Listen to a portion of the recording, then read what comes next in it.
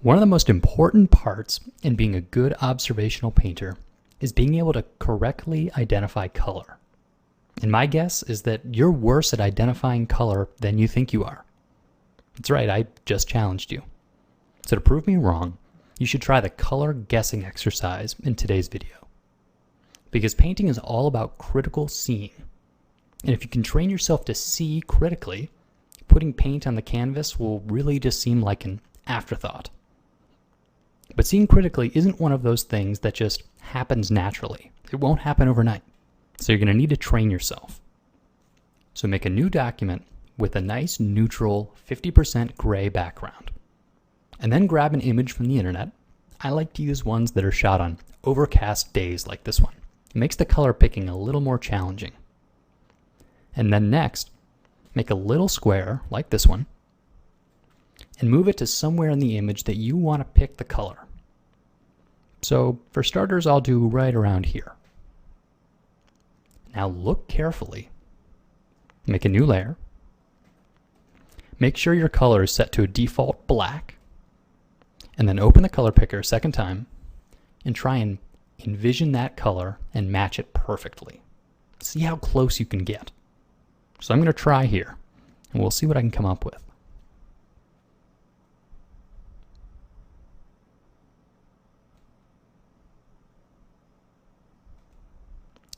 And you'll find that this is a lot harder than it looks.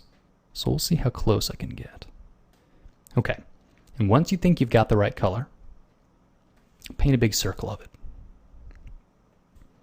Next, go to the eyedropper tool, and in the sample size drop-down, choose 11 by 11 average. And what this does is it'll actually give you a little larger sampling set.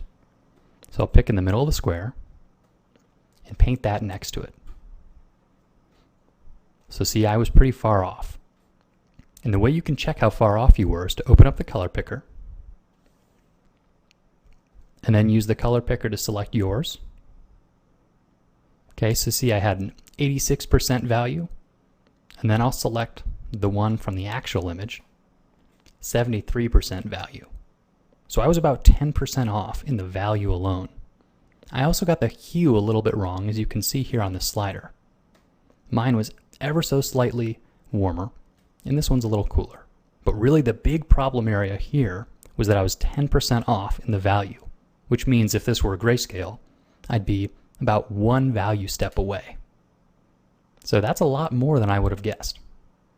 So there's not a lot about art that's easy to quantify. Generally things look either more realistic or less realistic, or you get close to the way you want something to look, but not quite.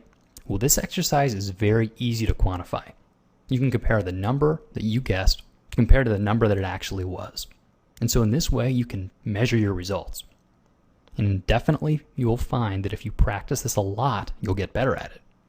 And if you can see more critically, you'll be better at painting.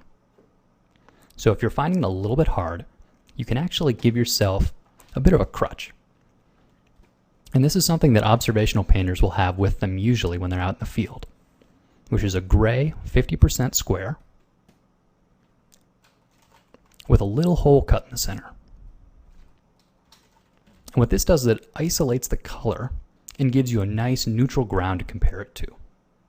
So if you were to have this around the square that you wanted to guess, you'd probably be a bit more accurate.